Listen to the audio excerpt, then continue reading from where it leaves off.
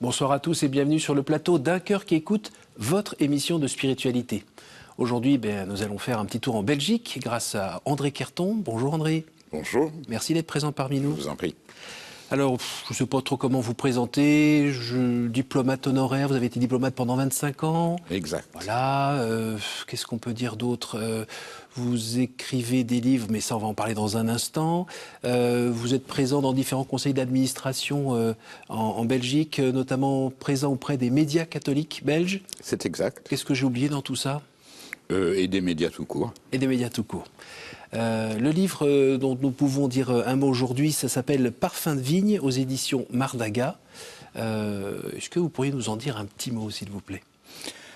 Dans ce livre et dans d'autres, je me saisis de personnages qui apparaissent dans l'Évangile, que je n'invente pas, et qui sont des personnages présentés comme réels. C'est-à-dire que le jeune homme riche a rencontré Jésus. C'est rapporté par 3 évangiles. Donc c'est un fait.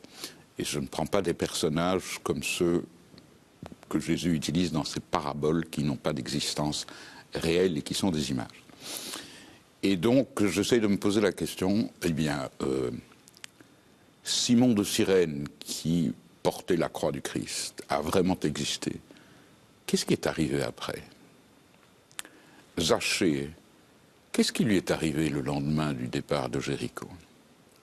Et ici, nous connaissons tous l'épisode de nouveau rapporté 3 fois, où une femme oint les pieds ou la tête de Jésus avec une huile. Et dans les 3 versions, les évangiles ne sont pas toujours très rigoureux. Une fois, ça se déroule ici, une autre fois ailleurs. 2 fois, ce sont des pécheresses. Qu'est-ce qui est arrivé à cette femme ? Avant, après. Et là, je crois que c'est un témoignage que j'invente, évidemment, mais où je me permets de traiter de thèmes qui m'intéressent. Ça consonne bien avec l'Évangile. Ça, en le lisant, moi j'y étais. On retrouve bien l'atmosphère, l'ambiance, et puis un message de vie, un message d'espérance qui rejoint le lecteur, je pense, quel qu'il soit. Ne serait-ce que le regard qu'il porte sur lui, le regard qu'il porte sur les autres. Voilà. Et j'utilise bien sûr un truc littéraire, c'est que toutes mes histoires sont racontées à la première personne. Je suis la personne. Et cela contraint le lecteur à intérioriser ce qu'il est en train de lire. Tandis que si tout était à la 2e personne, il y aurait un éloignement. Comment vous avez venu cette idée ou inspiration ? Parce que je voulais venger le jeune homme riche. Vous ne connaissez pas grand-chose, si ce n'est qu'il était parti triste ? Pourquoi ? Parce qu'il avait des très grands biens et que donc il a refusé de faire don. Et donc j'ai eu la surprise, en lisant l'histoire de Zachée, Jésus ne lui demande rien. Jésus lui dit simplement « Zachée, je viens manger chez toi ce soir ». Et le lendemain, c'est Zachée qui dit « Je vais donner la moitié de mes biens ». Et donc c'est quoi donner la moitié de ses biens ? Et puis, qu'est-ce qui est arrivé ? Parce qu'un des évangiles dit, comme le jeune homme riche répond « Tout cela j'ai toujours observé, j'ai honoré Dieu, mes parents, etc. » Un des évangélistes dit « Jésus le regarda et l'aima ». Bon Dieu, bon sang, c'est une des rares fois qu'on trouve une parole aussi énorme. La plus belle est bien sûr celle faite au bon larron. Ce soir, tu dîneras avec moi. Mais bon, voilà. Est-ce que ça a été l'occasion pour vous d'aller recreuser un petit peu dans des ouvrages de théologie ou... Alors, c'est amusant parce que un de mes amis, qui est aussi journaliste, m'a fait une petite interview express et m'a dit « Est-ce que tu pries quand tu écris ?» Et je lui ai dit « Ouf, non, j'ai beaucoup trop de travail. » Mais en fait, je passe des heures à lire les évangiles. Et je les détaille, je les décortique, je remarque des choses que la fréquentation habituelle que le chrétien de base pratiquant a, c'est d'entendre, excusez-moi, un bout d'évangile à la messe le dimanche. Or, lire plusieurs pages, revenir en arrière, vérifier l'autre version, C'est très intéressant. Et c'est ça que je trouve l'œuvre magnifique des évangiles. Je trouve que c'est un texte littéraire. Et donc, bien sûr, nous l'avons chargé de notre foi, les apôtres eux-mêmes l'ont fait, mais cela reste un document littéraire et en plus quadruple, ce qui donne encore plus de réalité. Mais alors, une des choses aussi que j'aime, c'est que dans mon enfance, j'ai vécu longtemps au Moyen-Orient, et donc juste à côté de la Terre Sainte, et que j'ai visité abondamment. Et ma première compréhension de la vie de Jésus est de me dire, bien évidemment, ça s'est passé ici, d'ailleurs j'y suis. Et donc il n'y avait pas à me demander où est. Sur la route de Jérusalem à Jéricho, j'y ai été. C'est ici qu'arrive le bon Samaritain. Bon, très bien, je connais Jérusalem, etc. Bref. Et ça a été un élément qui fait que, lorsque j'ai commencé au début de l'adolescence à avoir plus de formation, tout ça tombait dans les cases. Et j'avais les parfums, j'avais les odeurs. C'est exactement. Quand on lit, on voit bien que c'est pas... alors là-bas, ça sent ça. On sentait que vous le sentiez. Voilà. Alors dites-nous, vous êtes né en Belgique? Non, je suis né au Canada. Pardon. Mais n'essayez pas de vous débrouiller dans cet itinéraire-là. Je suis fils de diplomate. Et donc j'ai traîné un peu partout dans ma prime jeunesse. Et puis avec beaucoup de sens de l'initiative, j'ai choisi de continuer le même chemin et je suis devenu diplomate moi-même. Famille catholique? Famille très catholique avec un point que nous n'allons pas prendre exagérément au tragique. Et j'ai grandi dans une famille où 3 de mes frères et sœurs étaient décédés. Sur combien? Sur 6. Et leurs portraits ont toujours été d'une manière discrète dans nos maisons ou dans nos chambres. Et je ne sais pas comment mes parents ont fait, mais j'ai vécu dans une famille bienveillante, tranquille, calme. Et lorsqu'il y avait des pensées tristes, on pleurait. Mais quand il y avait des pensées gaies, on riait. Et chez l'enfant que j'étais, mes frères et sœurs n'avaient évidemment pas disparu. Ils étaient en paradis. Ils étaient morts en bas âge? Ça dépend. D'accord. Mais ils étaient en paradis. Et donc, de nouveau, l'enfant que j'étais juste à côté de la Terre Sainte vivait déjà dans la communion des saints. Apprentissage un peu douloureux quand même, non?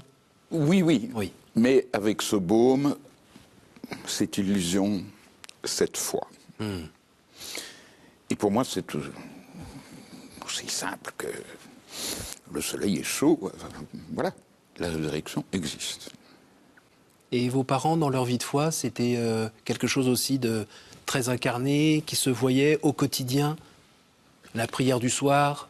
Non. Non. Mais à cause du monde moyen-oriental, il y avait une grande mosaïque religieuse tout autour de nous. Que ce soit évidemment avec les 3 religions traditionnelles, mais aussi avec toute la myriade d'églises catholiques que l'on trouve au Moyen-Orient, enfin chrétiennes, pardon, et qui se déclinent dans des tas de choses. Et cette variété m'a fait m'esbaubir. Et alors, juste ça, c'est aussi une question de timing. C'est le moment, dans mon adolescence, où se tient le concile. Et je vois, à mon grand plaisir, étant revenu en Europe, que le monde s'invite à Rome. Et tout d'un coup, il y a tous ces patriarches barbus, il y a tous ces archimandrites, il y a tout... Avec des vêtements étonnants. Oui, et je me retrouve dans ce même monde que j'ai toujours aimé. Donc j'aime la mosaïque, j'aime les différences. Et dans mon métier de diplomate, j'ai eu la chance de travailler aux Nations Unies à New York. Et ma femme me demandait le soir, est-ce que tu as vu ton copain belge un tel, ton copain belge? Je dis non, je ne vois jamais les Belges. Mais j'ai vu le béninois, j'ai vu le chinois, j'ai vu... Et de discuter avec toutes ces personnes, dont la plupart sont de bonne foi, est pour moi un enchantement, tout comme manger des nourritures différentes. J'ai besoin de cette variété. Est-ce que dans ce parcours, vous avez eu des moments de crise de foi? Non, je dois dire que ce n'est pas quelque chose qui m'agite beaucoup. Mais il y a un autre élément qui arrive beaucoup plus tard dans ma vie. Là, je suis un adulte fait. Et je dois accompagner un deuil qui était très cruel. Et peut-être que je commençais à déraper. En fait, la chaussure glisse. Et puis j'ai été me planter dans une église. Et j'ai apostrophé en disant « Tu as fait la promesse de l'esprit de force. Donne-moi l'esprit de force. » Et il a bien sûr tenu parole. Et donc ce serait bien le moins que je ne tienne pas parole. Et donc c'est ce que j'ai fait. Et quand j'ai abandonné la carrière, longtemps plus tard, en me demandant qu'est-ce que je vais faire, je suis encore jeune, dans les 3 mois, je rejoignais un hôpital où je me suis occupé d'enfants cancéreux. Et à cause de mon expérience historique familiale, j'ai découvert que, c'est difficile à dire, approcher la mort ne me fait pas peur. Ne vous fait plus peur ou vous fait pas peur? Je crois que j'ai été bronzé. Mais j'ai bien dit approcher. Oui. La mort elle-même reste Oui. redoutable. Et il m'est arrivé plusieurs fois de devoir m'occuper très précisément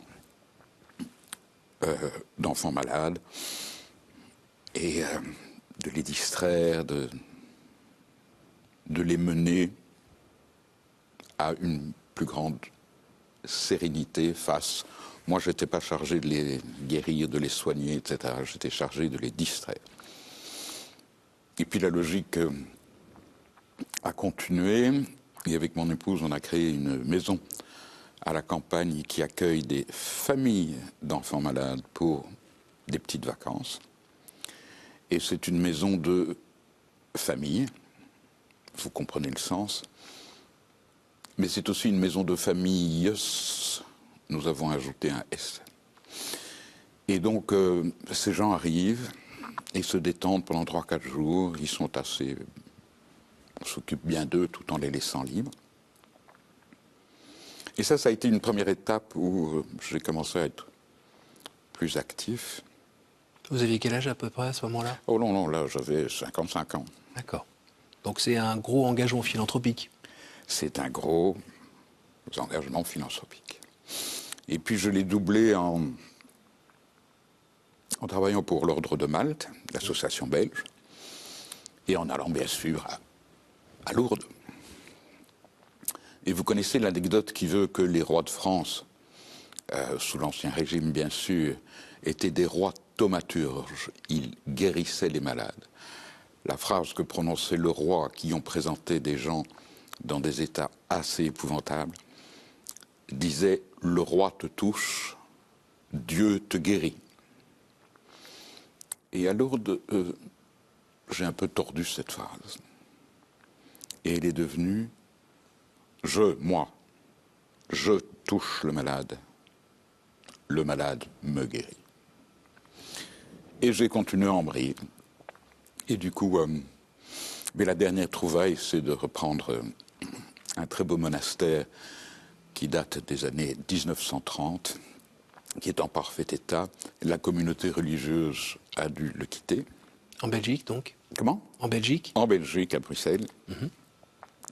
Et outre que j'adore le bâtiment, On a là un travail monumental à faire parce qu'il faut le rénover, enfin je veux dire, le remettre à niveau pour toutes sortes de raisons sanitaires, électriques. Là, vous Bien. connaissez mieux les normes maintenant, Oui, qui s'écrit quasiment énorme, tellement il y en a. oui, absolument. Mais c'est très drôle parce que il y a des travaux qu'il va falloir commander, obtenir des autorisations, etc. Et puis tout d'un coup, il y a un an, il y a à peu près pile un an, un ami me téléphone et me dit on peut utiliser ça pour les réfugiés ukrainiens. Aussitôt dit, aussitôt fait. Et donc il y a 60 réfugiés qui sont là, entourés de 80 bénévoles de l'association belge de l'Ordre de Malte. Nous sommes même soutenus par l'association française et ça tourne depuis un an. Est-ce que ces engagements philanthropiques mettent du baume sur votre cœur, vous donnent de la paix? Oui, il a fallu apprendre. Je me souviens que donc, ma spécialité, c'était de lire des livres aux enfants. Vous avez une voix qui aide, hein? Et plusieurs fois, les enfants n'avaient pas envie. Et alors, je fais quoi, moi? Eh bien, je fais mon tour de garde. Et je me suis rendu compte que le fait que je lise ou que je ne lise pas ne modifiait rien à cette acceptation de faire ce que je peux pour. Et j'ai pas besoin de m'agiter forcément. Alors, on réfléchissait, on faisait autre chose, mais on restait là, disponible. C'est la disponibilité qui compte. Et ça donne de la paix? Ah. Mais tout le monde vous dira que les vraies blessures ne guérissent jamais. Mais on peut s'occuper pour penser à autre chose ou à penser à d'autres choses. C'est l'exemple que m'ont fourni mes parents. Après, j'ai une phrase qui est moins sérieuse. Avec Bienheureux les fêlés, ils laissent passer la lumière. Est-ce que justement, vous sentez, vous pouvez témoigner que ces fêlures permettent peut-être de laisser entrer plus de lumière? Plus, oui, mais pas. Il ne faut pas forcément les fêlures. Il se fait que j'avais déjà reçu des lumières, j'ai reçu une excellente éducation, particulière parce qu'elle était encore pré-conciliaire, ce qui fait que c'était très, très, très sérieux. J'allais à la messe tous les jours. Nous avions des cours de religion extrêmement précis. J'ai appris à décortiquer, enfin, mes professeurs ont décortiqué pour moi les textes de l'Évangile, tout ça. Et je vivais dans une serre, qui était un bon collège catholique. Et donc tout ça existait. Mais peut-être que j'ai eu moins d'entrain à vouloir me distraire dans des jeux, ou même des jeux de carrière. J'avais mieux à faire. Qui est Jésus pour vous aujourd'hui? Il est ce que j'ai entendu Father Mooney, qui était notre aumônier au Liban, dire le soir de Noël, c'est l'anniversaire de Jésus. J'avais 6-7 ans. Cela a fait un sens immédiat. Jésus, il est là, c'est mon copain. Vous lui parlez? Oui, bien sûr. Il vous répond? Oui. Il vous répond comment? Ne vous en faites pas, je n'entends pas de voix. Bon, je me réjouirai pour vous. Je crois qu'il me dit d'une certaine manière, aie confiance. Et je crois que c'est le message principal que je retiens dans les évangiles et dans l'enseignement. C'est garde confiance, le royaume vient. Et donc, c'est une phrase qui revient dans chacun de mes livres, le royaume est là. Et je crois aussi quelque chose de très particulier, c'est que si nous croyons à l'éternité, pour autant que nous puissions appréhender ça d'une manière logique, vous êtes d'accord que l'éternité a déjà commencé. Et donc, d'une certaine manière, moi qui vis dans un temps minuscule, je suis déjà mort. dans l'éternité. Et Ou bien vivant. Et donc, je suis déjà passé au jugement. Et donc, je suis déjà ressuscité. Et ça, après, le travail, c'est d'en prendre conscience et de se le répéter plusieurs fois. Oui, oui, mais ne vous en faites pas. J'ai une communauté de jeunes moines et moniales juste à côté de chez moi, où je vais très souvent, et il y a des messes où il ne se passe rien. J'ai rien entendu, j'ai rien vu, et d'autres fois où... je me souviens que la première fois que je suis entré c'était à Saint-Gervais que s'était établie la communauté de Jérusalem il y a je ne sais combien d'années. J'y ai été par, disons, tourisme. J'entre, j'entends, je vais tout de suite dans le chœur, je m'accroupis parce que j'aime prier aussi comme les orthodoxes à faire des mouvements. J'aime beaucoup l'encens, j'aime beaucoup les chants. On en a besoin. Oui. On a besoin, on est des êtres de chair. Certainement. Et puis là, quand la religion est trop désincarnée, elle est un peu dangereuse. Je crois aussi. On arrive déjà à la fin de cette émission. C'est pour moi le temps de vous poser des questions brèves qui appellent des réponses brèves. Et auriez-vous la gentillesse de me dire un chiffre entre 1 et 8, s'il vous plaît? 5. Quel personnage ou saint aimeriez-vous retrouver au paradis? Tous, mais ce sera sans doute Charles de Foucault, qui est un souvenir d'enfance dans la bande dessinée Charles de Foucault qui est paru il y a JG. 50 ans, de JG. Parce que cet album m'a fait rire, d'une part dans la jeunesse dissolue de Charles de Foucault, donc vous voyez, il ne faut pas s'en faire. Puis dans son sentiment crogneux comme militaire, espion, explorateur, et puis cette vie-là change encore, et il cesse d'être tout ça pour... Alors ça, c'est sans doute quelqu'un. À nouveau, entre 1 et 8. Alors 6. Quelle est la plus belle fête pour vous? Pâques. Pâques, parce que c'est la réponse à la question de la mort. Et une dernière, entre 1 et 8? Eh bien, 7. Quelle est la faute qui vous paraît la plus facile à pardonner? Si vous m'en laissez le temps, toutes. Allez, une.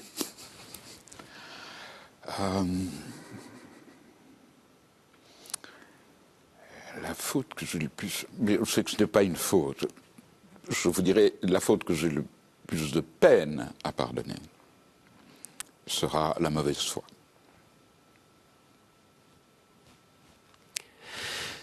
Très bien, merci beaucoup.